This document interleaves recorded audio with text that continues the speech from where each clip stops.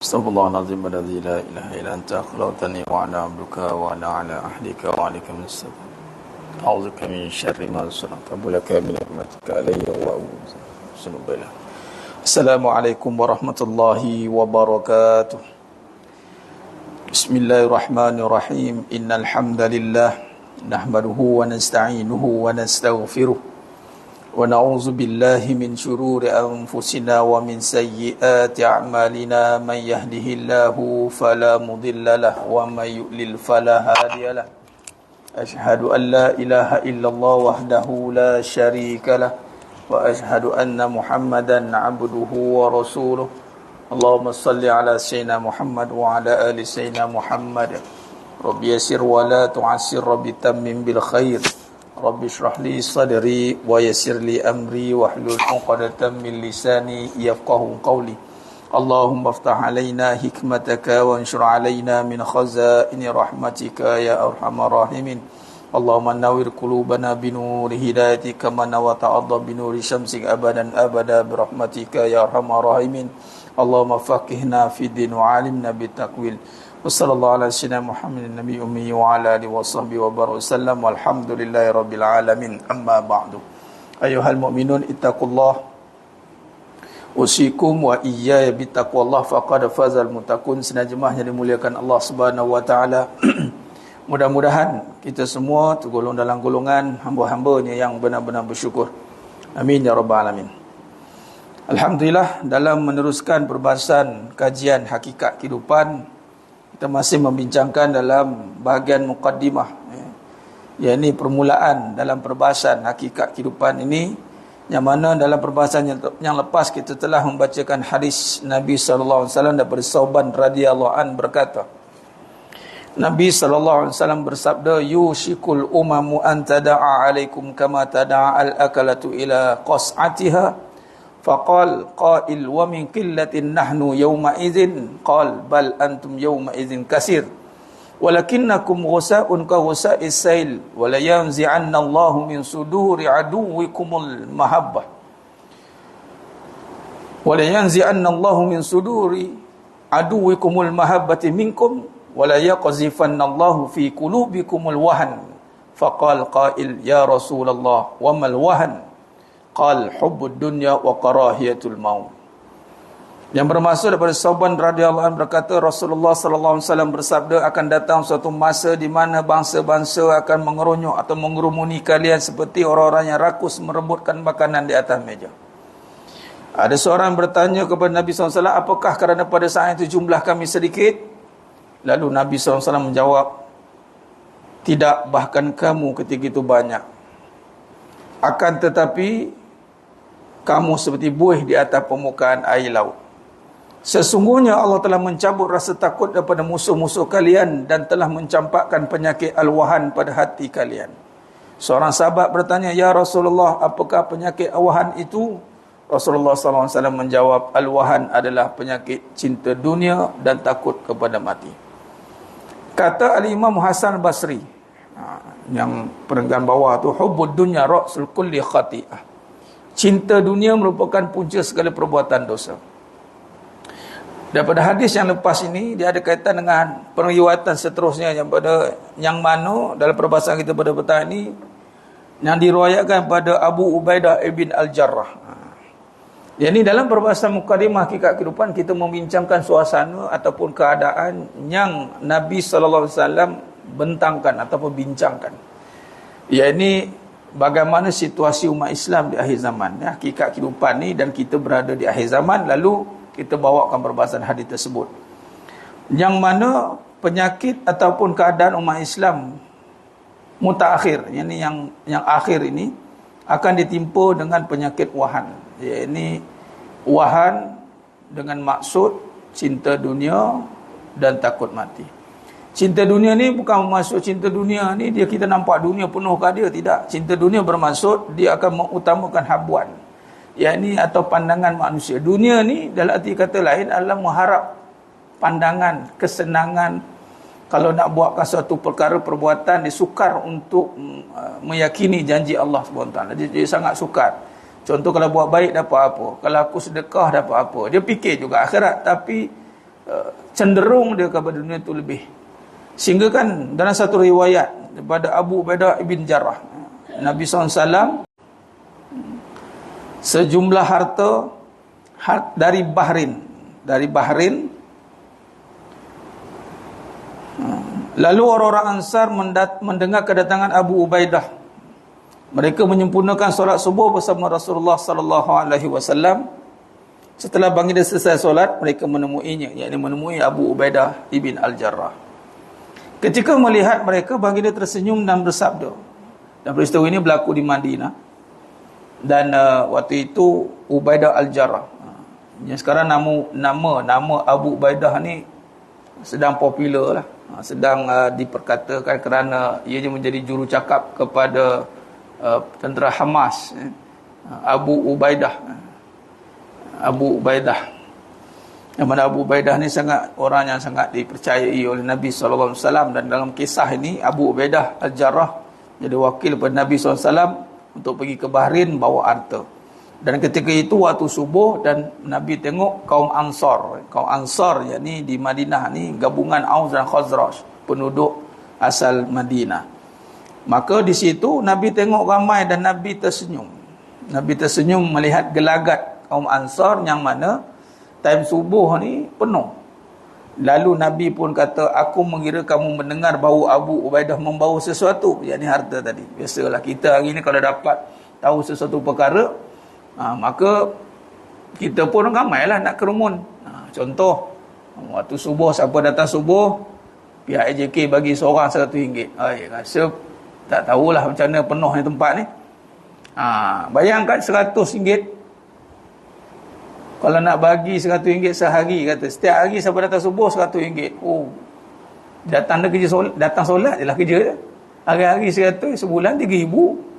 3,000 kau katanya. Mana cari? Dalam keadaan yang mengharapkan kepada harta. Sebab apa orang ramai datang? Sebab melihat harta lah. Apa Nabi kata? Kat sini kita belajar bagaimana nak keluar daripada situasi wahan tadi, situasi cinta dunia tadi. Macam mana nak keluar daripada waqarahiyatul maut? Maka Nabi SAW terus berikan satu peringatan yang sangat jelas. Yakni Nabi kata apa? Abshiru wa amilu ma yasurrukum. Berbahagialah dan berharaplah akan apa yang membahagiakan kamu. Nampak tidak? Nabi terus bagi satu gambaran yang sebaliknya. Berharaplah, bergembiralah dan berharaplah apa yang membahagiakan kamu. Jadi makna kata, kalau kita datang kerana seronok hari ni dapat gaji seronok, kan, ataupun kita berharap akan dapat harta dan kemudian kita boleh berbahagia dengannya. Tapi Nabi terus convert. Bahagia dan harap tidak ada pada harta, tidak ada pada benda. Terus tak ada letak bahagia dan harap. Ini satu perkara yang sukar untuk kita lakukan kalau tidak kerana iman. Dan kita takkan mampu dapat suasana ini jika tidak Allah bantu kita untuk faham tentang iman. Bagai contoh, ya, kita dalam beramal yang kita tak melihat apa pun hasil pada dunia. Bukan senang, malah kadang-kadang kita kena keluar pula lagi harta, masa. Namun di situ Nabi SAW bersabda apa? Nabi teruskan sabdaan Nabi, fawallah. Nabi bersumpah, demi Allah, fawallah. Tengok, banyak hadis yang kalau kita lihat yang Nabi kaitkan dengan dunia ni, Nabi akan ada sumpah. Nabi letak satu jaminan. Apa Nabi kata? Fawallah mal faqra akhsha alaikum. Demi Allah, tiada kefakiran yang aku khawatirkan atas kamu daripada apa? Maksud kata fakir ni, susah ni Nabi tak risaukan. Bermaksud kita kena bawa pemahaman hidup kita ni tidak menjadikan kesusahan itu kerisauan. Ini pun sukar untuk kita realitikan, kerana hari ini dimomokkan, ditakut-takutkan, dirisau-risaukan tentang kesusahan.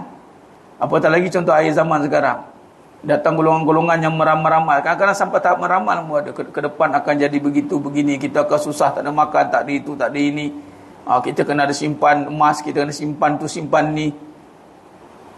Wallahi jemaah sekalian, perkara itu hanya membawa kepada kebimbangan, dan Nabi tak suruh pun kita membimbangkan umat begitu. Yassiru wala tu'assiru.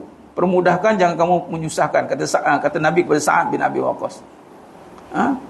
Wabashiru, gembirakan, wala tunafiru, gembirakan, jangan kamu bimbangkan. Jangan bagi satu statement yang membawa kepada kerisauan dunia. Dan kita boleh bawa apa yang Nabi kata ni, fa wallah mal faqra asy'alaikum. Kita boleh cakap pada anak kita, fa wallah, demi Allah, mak tak takutkan kamu miskin. Bayangkan kita ambil ayat ni, fa wallah, demi Allah, mak tak takutkan kamu miskin. Yang mak takutkan walakini aksya, akan tapi apa yang aku bimbangkan. Kita nak selamat ni dengan cara apa? Kita kena bimbang dengan apa yang Nabi bimbang. Kita jangan ikut apa yang kita takut. Sebab apa yang kita takut belum tentu membawa manfaat. Kadang-kadang kita lebih kepada ditakut-takutkan saja. Ditakut-takutkan, dimomok-momokkan, dibimbang-bimbangkan. Hanya lebih banyak kepada sangkaan. Malah sangkaan yang tidak berasaskan kepada keimanan. Lebih baik kita alang-alang takut, kita takut apa yang Nabi risaukan. Dan kita sebagai contoh, sebagai mak ayah, kita boleh pakai ayatnya, walakini aksya, kata apa yang mak bimbangkan adalah antum basatad dunya alaikum. Yang mak bimbangkan nanti adalah apabila dunia datang kepada kamu. Kita terbalik, dunia lah yang kita suruh cari kat anak kita. Kamu nanti belajar sungguh-sungguh nak, biar ada kerja senang, biar ada duit senang contohnya. Senang kita nanti supaya kita ni tak dihina orang. Alih-alih tengok senang sekarang pun orang berduit pun kena hina juga. Bergaduh juga. Kan? Ni cerita bab kahwin, dia ni kahwin. Poligami kan. Sebut poligami saja kena ada duit. Orang ada duit dia, orang layak berpoligami ni, tak ada duit tak payah bising lah. Mereka anggap bila ada duit tu selesai masalah lah, orang boleh kagum lah. Tu ada satu pasangan tu, dia lambang kepada kesenangan, ada kereta kereta mewah mahal. Ketika dia bagi tahu dia kahwin dua, ramai juga kena kecam. Ramai juga kecam dia. Nak kata dia tak ada duit, dia ada duit. Dan akhirnya statement yang saya tengok baru-baru ni, dah pula kata kena jual kereta ni sebab ialah dah kahwin dua kan, banyak pakai duit. Pula dah sendiri cari pasal. Sendiri orang kata apa, cari penyakit. Cari penyakit tu apa? Bukan suruh kahwin dua tu, suruh menampakkan duit. Siapa suruh? Walhal bukan itu yang ditakutkan. Nabi tak takutkan kita miskin, dan Nabi takutkan apabila antubsatud dunya alaikum, apabila dunia datang kepada kamu. Dan kama busitat ala man kana qablakum, dan bila dunia datang kepada kamu sebagaimana ia datang kepada orang sebelum kamu, lalu kamu berlumba-lumba meraihnya. Hari ini semua, boleh katalah semua, walaupun tak semua, tapi hampir semua berlumba-lumba untuk meraih kesenangan dunia, walaupun ayat dia akhirnya dia nak menyumbang kepada umat, walaupun tapi kalau kita interview, dia risau dengan keadaan susah, lalu dia berusaha untuk senang. Maka dia berlumba-lumba lah bekerja siang malam pagi petang, dia develop bisnes dia, develop itu, develop ini, dan dia menggunakan nama agama sebab dia risaukan fakir tu. Walhal kalau kita hari ni, contoh kalau kata hari ni lah, kalau kita tengok secara dasar kan, asas, kebanyakan inspirasi untuk orang berjaya kerana takut susah, betul tak? Berlawanan tak apa yang Nabi kata ni? Sangat berlawanan. Takut susah, dan tak nak susah, dan tak nak orang kata dipanahin, betul lah. Tapi dia bukan itu orientasi. Dan orang meniaga, petang meniaga lah, walhal meniaga yang sebenar tu adalah dengan Allah. Hal adulukum tijarah, kita semua ahli perniagaan, kita semua sedang berniaga dengan Allah. Sanggup tidak kita menyambut ataupun menyahut keuntungan yang Allah tawarkan? Sepatutnya. Tapi kita anggap perniagaan itu adalah dengan berjual beli dengan mata kasar kita. Kita nampak jual beli barang, aku beli, aku jual. Okey, baik. Aku beli, aku jual tu, orientasi kebanyakannya adalah untuk mendapat kesenangan. Kalau betul-betul dari segi katalah mana yang nak meniaga ni, orientasi sebenar meniaga sebenarnya adalah beramal. Contohlah saya saya nak makan. Dan saya ada kelebihan makan. Ini bolehlah makan apa yang kita nak, kita masak, itu masak ini. Sampai satu tahap, kita bercakap ni, takkan aku nak makan seorang? Aku nak apa yang aku makan ni, ramai orang boleh makan. Katalah ambil simple lah, saya suka makan donat. Saya boleh buat donat. Saya suruh orang rumah saya buat donat. Sedap donat dia, contoh. Jadi, saya tak nak makan seorang. Saya nak ramai orang boleh makan donat ni. Apa dia buat? Maka buatlah banyak-banyak kan. Dengan niat nak memberi sebenarnya. Sebab tu perniagaan adalah memberi perkhidmatan. Tapi tak mengikir duit. Berapa modal ni? Berapa modal? Sekarang barang mahal. Donat dah lah tengah kosong. Potong dalam pun kosong. Tengah-tengah donat dah kosong dah. Lubang dah. Bila potong donat tu, dalam pun kosong. Punyalah nak jimatnya pasal. Kita nak jimat katanya. Nak jimat jangan berniaga lah. Kalau takut barang naik, takut, nampak tak? Bahasa mudah saya guna gini. Kebanyakan, kalau tak faham tentang, tak mengaji tentang hakikat ni, tentang akhirat, dia lebih kepada nak mempergunakan orang ataupun mengambil kesempatan atas kesusahan orang. Sebenarnya nak senangkan dia. Memanglah dia berhak orang beli barang-barang banyak kat dia. Akhirnya yang besar rumah dia, kereta dia. Betul lah, tapi yang beli tu siapa? Orang ramai. Sebenarnya dia menjual tu untuk besarkan rumah dia ke ataupun di sini question balik. Barulah sekarang ni baru ada gerakan-gerakan balik mengatakan kena steady, dah duit banyak pun steady, dia kita tak tukar, rumah pun biasa, jadi orang macam orang biasa walaupun dia millionaire. Baru sekarang. Kalau tidak, rata-rata mesti berkembang. Berkembang apa? Kembang rumah, kembang, semua berkembang. Kita dengan inspirasi kita cakap apa? Allah, tak apalah, baguslah berubah hidup dia, itulah kena berniaga. Nampak tak berubah? Kita ni kerja sampai ke mati tak boleh rumah besar katanya. Dan inspirasi perniagaan semua kata semua macam tu. Bagi semangat, bagi semangat, bagi semangat. Sebab apa? Ubah kehidupan, ubah kehidupan. Sebab itu akhirnya berlawanan dengan hadis Nabi ni. Kita busitot. Kita kama busitot ala man kana qablakum fatanafasuha kama tanafasuha. Kita tanpa sedar berlumba-lumba ke arahnya. Sepatutnya kita kena ada sifat berlumba-lumba nak memberi kebaikan. Macam tu. Allah tadikan saya kalau ikut dalam bidang bisnes bercakap. Bidang saya bercakap lah. Bukan mengambil keuntungan pada saya cakap. Tapi saya nak memberi perkhidmatan bercakap saya ini. Kalau dapat abuan, alhamdulillah. Tapi yang pasti pahala. Tak risau pun kita kata, dah kurang dah orang bagi ni salam kaut ni, dah kurang ni. Saya terang, contoh ni saya praktikkan dari saya sendiri. Dalam bidang training, education, ini bidang yang paling susah. Sebab dia melibatkan intelektual.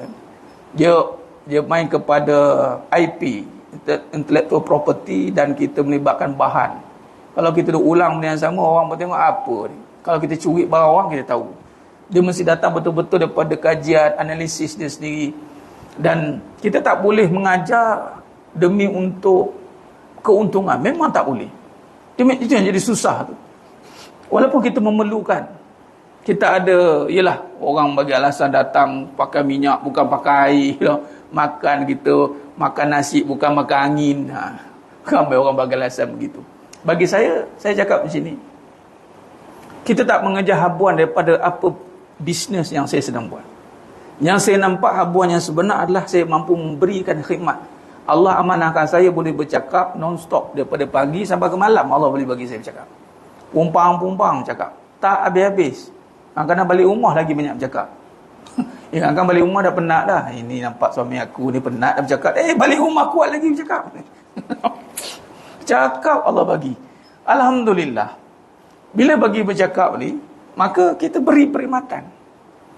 Kita memberi perkhidmatan. Berkhidmatlah kita untuk mengejar apa yang menggembirakan saya. Absyiru wa amilu ma yasurukum. Gembira, maksudkan wallahi. Kadang-kadang memang kalau kita penat, tu penat. Ada satu kali macam semalam, Kalau hari Ahad memang dah ada kuliah Ahad pada pukul 10.30 sampai pukul 12. Lepas tu subuh lagi, kemudian maghrib lagi, munajat umat lagi. Satu hari tu memang bercakap dari pagi sampai ke malam. Tapi penat jasad ni, bila Nabi kata ni, saya merasai, saya melalui benda ni. Abshiru wa amilu ma yasurukum. Memang khidmat yang kita bagi, lagi-lagi sebagai seorang contoh wanita suri rumah ni, lagilah every single time dan masa dia pahala. Sebab apa dia niat khidmat? Saya pelik orang yang berkhidmat tapi akhirnya dia burn out. Dia jadi fed up. Nak lipat kain malas, nak masak rasa malas, malasnya nak masak. Order je lah. Ada malas, perkataan malasnya. Tak boleh. Macam saya contoh, malasnya nak ceramah hari. Assalamualaikum semua jemaah sekalian. Saya ni rasa malas sikit nak ceramah. Jadi sebenarnya kenapa Ustaz penat kata? Tak ada bab kata kak kita. Orang ni subjektif. Saya boleh ceramah dengan seorang pun tak masalah. Tu isteri saya. Ada ketiga seorang, ada ketiga-tiga sekali. Macam itulah kan. Tak perlu pun ramai-ramai pun. Dan contoh yang paling utama sebelum saya ceramah, saya dengan mak saya. Kami suka bertukar-tukar pendapat. Ceramah berdua je. Bukannya satu dewan pun. Tapi kita boleh rasa dia punya impak dia. Rasa puas. Ada orang nak kena penuh satu dewan. Itu pun tak puas juga. Sebab apa? Dia nakkan habuan lain. Dia nakkan satu tepukan. Dia nakkan satu pujian. Nakkan satu bagus, Ustaz, bagus. Yang penting kita apa yang kita nak keluarkan. Ni Nabi risau umat berubah direction, keluar habuan dunia. Akhirnya mereka berlumba-lumba mengejar macam umat terdahulu. Semua umat jatuh disebabkan mengejar dunia. Sehinggalah kita pun sama 3 Mac 1924 kejatuhan Empayar Osmaniyah. Apa sebab habuan dunia? Kita sanak kita ni apa sebab? Contoh, ingat free ke? Dia perkataan mudah, ingat free ke aku ni? Sekarang semua bayar tau. Dia suka gunakan statement ingat free ke? Guru saya cakap, Tuan Guru Nizar kata, kau Farid, dengar sini, kau berurusan dengan Allah, kau ingat free ke? Dia tukar macam tu balik. Kau ingat Allah bagi free ke? Dan kau ingat kau buat semua ni free ke? Semua berbayar. Ingat kita berurusan dengan Allah Maha Kaya ni, ingat kesian ke? Tak ada. Allah bayar. Dan malah Allah bayar perkara yang manusia tak boleh bayar. Setakat bagi duit, manusia boleh bagi. Tapi kau nak bagi kepuasan, bagi ketenangan, siapa nak bagi? Kadang-kadang dengan duit kita terpaksa cari balik kesenangan. Ketenangan dengan duit, jom kita dapat bonus ni, jom kita bercuti. Udah bergaduh. Bergaduh kat tempat cuti pula. Abang pandang siapa tadi? Jeling. Abang tengok siapa? Sudah. Dah orang bercuti kan. Macam-macam pesil lah orang pula kat situ. Udah bergaduh. Sebab kita, duit ni alat untuk mendapatkan balik kepuasan yang kita nak. Kita beli kereta, kita beli rumah, jalan sana sini. Walhal Allah boleh bagi kepuasan tanpa duit. Belum tentu dapat duit tu puas. Dan setakat formula yang saya pakai, tapi kalau tak boleh ikut, jangan ikutlah. Memang kita tak letak harga lah. Memang pening lah kalau saya berusaha dengan saya kan. Berapa ikutlah, berapa nak bagi ikutlah. Kalau melibatkan kerajaan ke, melibatkan quotation, barulah saya tulis. Itu pun saya remind. Saya cakap, ni siapa yang buat decision ni? Puan, okey. Ni Puan direct dengan saya. Saya making decision. Jangan sebab harga tak boleh jalan training. Berapa bajet bayar dia? Saya bukan ikut bajet ikut saya. Ikut saya lah. Berapa ada bayar. Ikut saya lah, saya terima. Jalan je. Jangan takutlah Ustaz, tak ada bajet ni Ustaz, ni tak payah. Tak payah risau pasal saya tentang bajet. Yang penting pastikan apa yang kita nak sampaikan, sampai. Alhamdulillah, iman sekalian. Jalanlah. Tak ada lagi makan masih. Saya full time, memang full time kita daripada start habis belajar sampai sekarang. Tak ada lah makan gaji full time tu, tak. Memang ikut apa Allah bagi jalan. Terutama nilai sebuah ni. Ini kata bekerja-kerja tu. Sama juga, bukan kata tak boleh kerja. Kerjalah, nak gaji. Tapi jangan berkira. Setengah orang berkira. Tunggu jam. Apa dia? Nak balik. Pap, kelang kabut balik. Berkira dia kerja. Allah, balik rumah dah lah. Berkira pula. Tak aku dah penat-penat kat luar. Pula.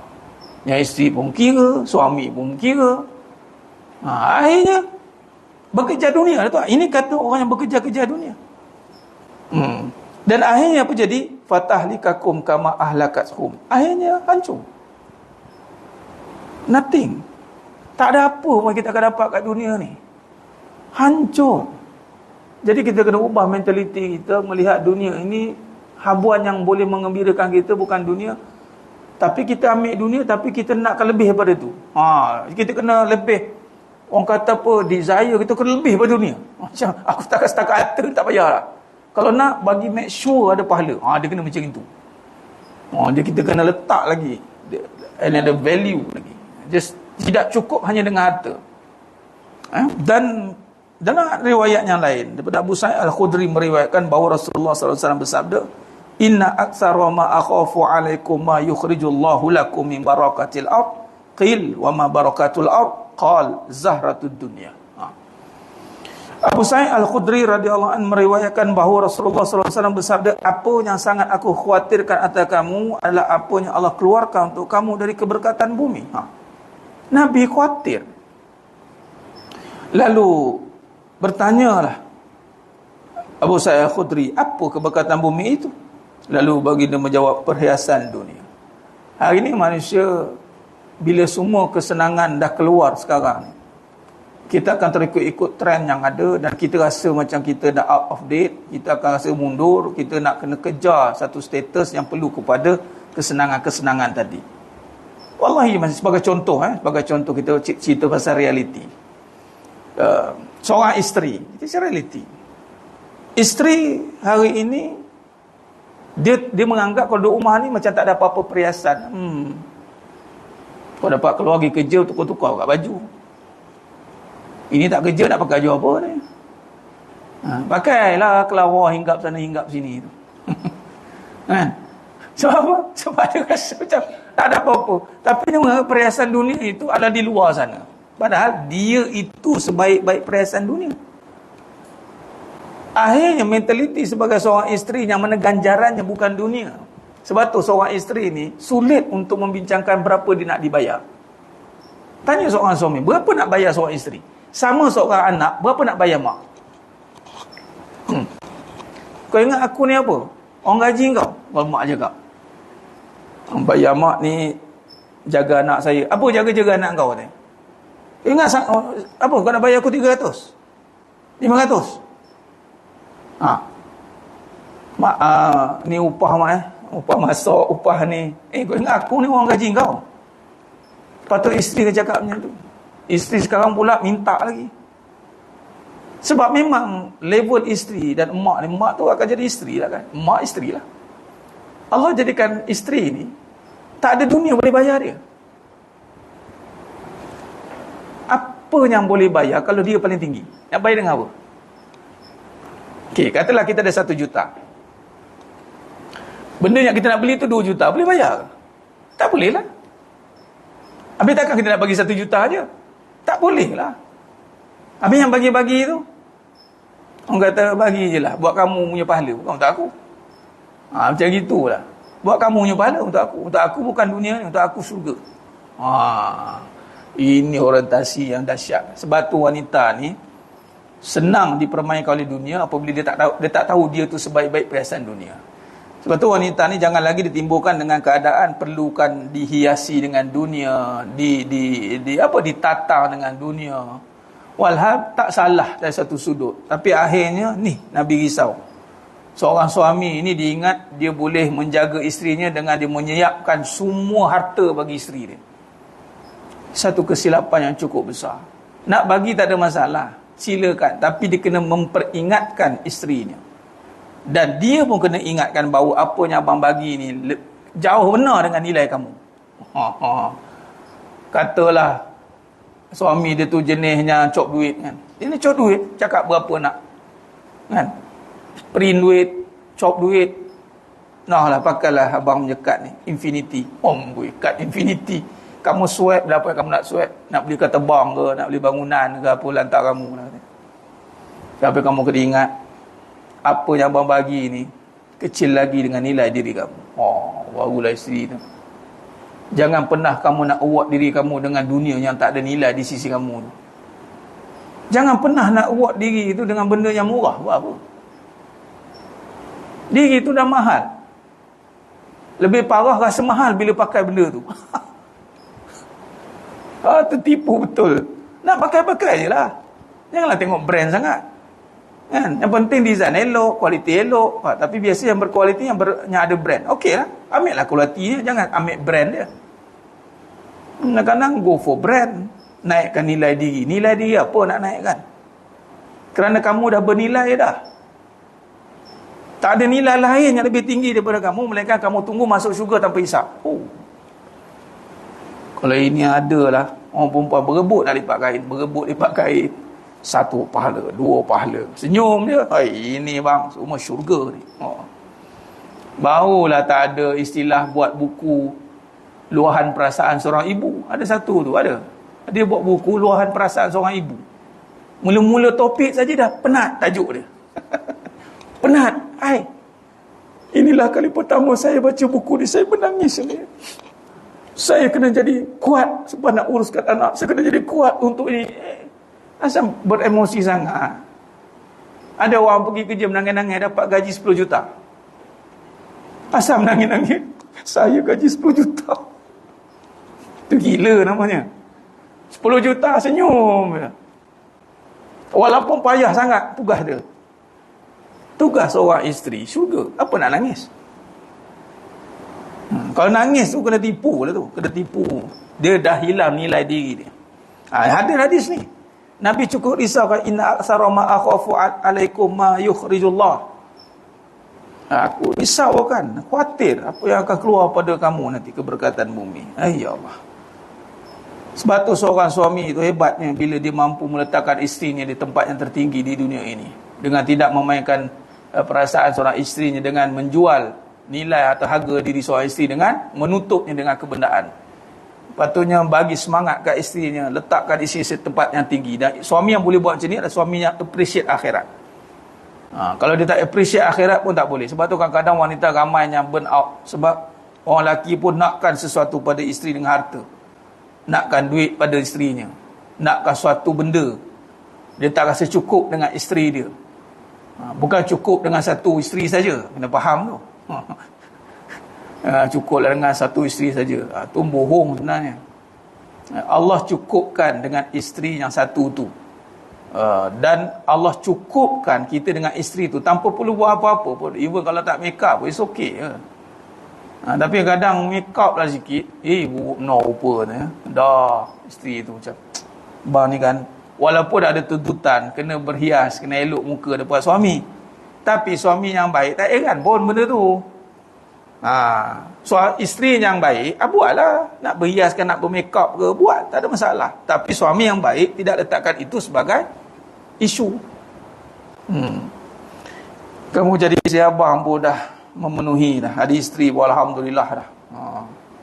Bila macam tu pula, seorang isteri kena appreciate pula. Dia kena jaga diri dia elok, kena cakap elok, sebab dia telah Allah angkat dirinya setinggi-tingginya.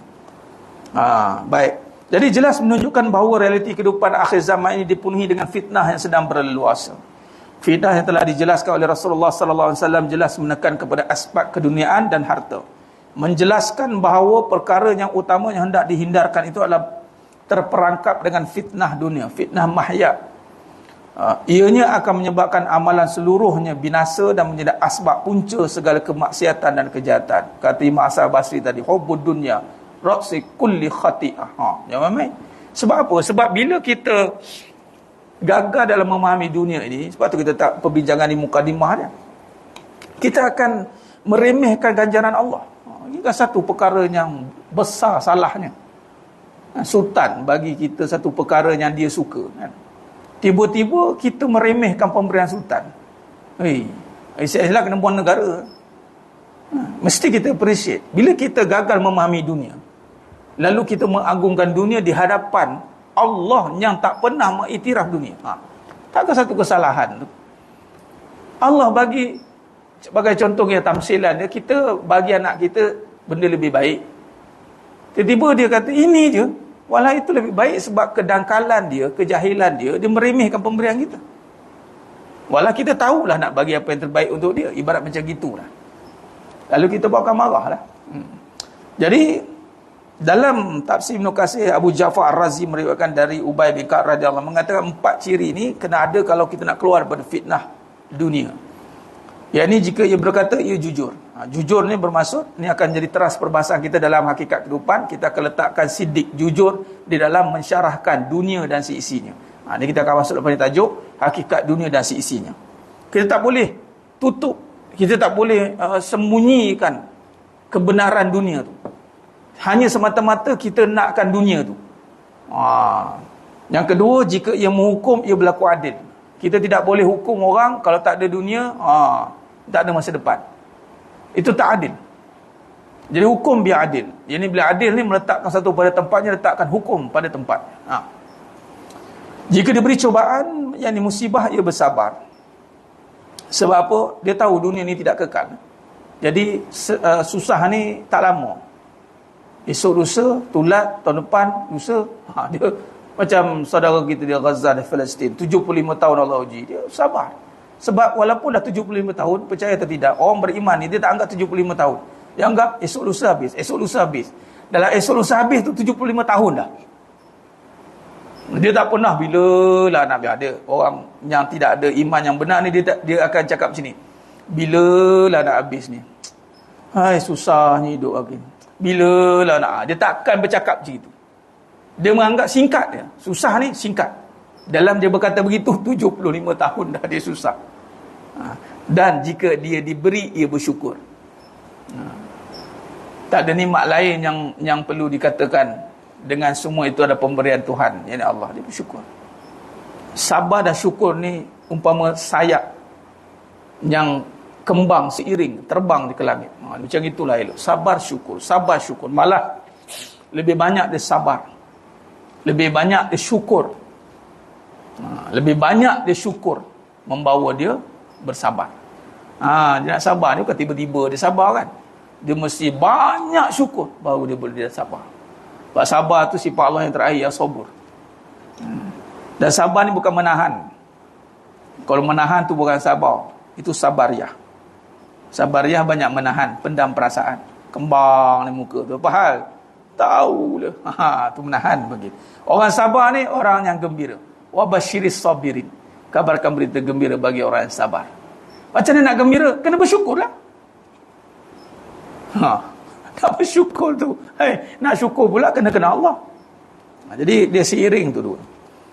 Baik. Jadi sedang jemaah yang mulia Allah Taala, begitulah perbahasan dalam mukadimah. Dan lepas ni kita akan masuk nilai dunia dan seisinya. Dalam kita nak menilai dalam konteks kejujuran, jujur. Jadi menilai daripada sudut pandang. Yakni pandangan kita terhadap dunia ini, pelbagai tafsiran yang akan diberikan dan juga pelbagai kaedah yang akan ditarifkan terhadap dunia.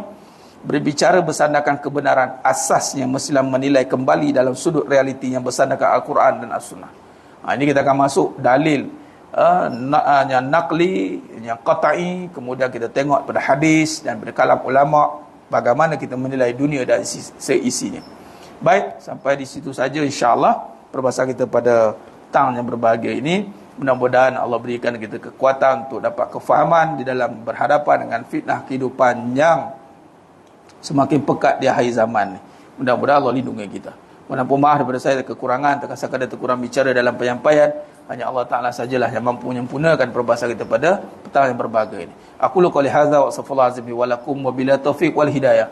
Assalamualaikum warahmatullahi wabarakatuh. Kita tangguh dengan tasbih kafarah dan suratul As. Subhanakallahumma wa bihamdik asyhadu an la ilaha illa anta astaghfiruka wa atubu ilaik. Bismillahirrahmanirrahim wal 'asr. Innal insana fi khusr illa alladhina amanu wa amsalihat wa tawassaw bil haqq wa tawassaw bis sabr. Wallahu a'lam bis shawab. Takbir. Allahu akbar.